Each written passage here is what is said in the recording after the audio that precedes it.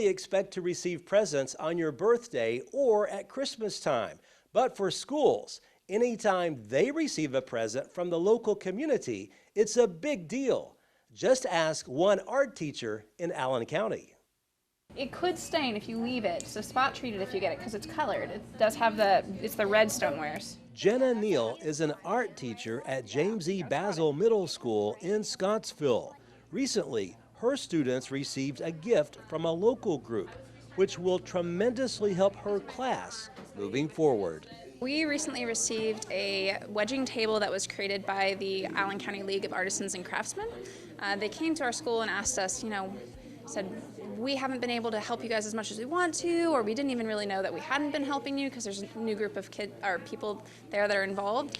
And I kind of created my wish list of the things I could have if, I could have anything in the world. And they were able to then make me this wedging table for my classroom.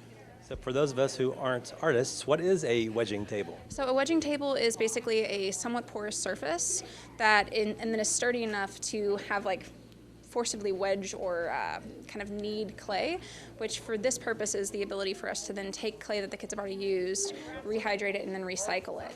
So instead of me having to buy new clay every time and throw away a whole bunch of material, I'm able to rehydrate and re-wedge this clay and then have the kids be able to reuse it. So I would have to think that's a big benefit, right? It's a huge. I just had a clay order of, how many pounds of clay? It was $400 for some clay, but this clay is from last year and I'm able to recycle that and reuse it now, so I'm saving probably $100 in clay already so far.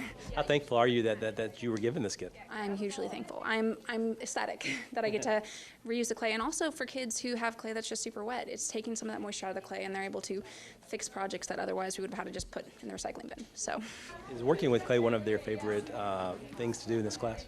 It's one of my favorite things to teach. I actually have two majors, so I teach clay, but I also had a degree in clay and then also my degree in art ed.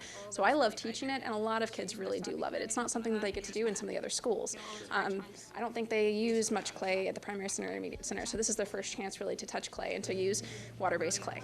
What is your goal for this class before the year's over? I want them to be able to make original work. So for me, a huge part is just being able to use a bunch of different materials. So they're using paint, they're using drawing materials, and they're also getting to use clay and sometimes other sculpture materials. But then being able to take those materials and make their own pieces and put their own touch on whatever they're doing. How much does this community care about its students by giving, just as this example, by giving you all a gift?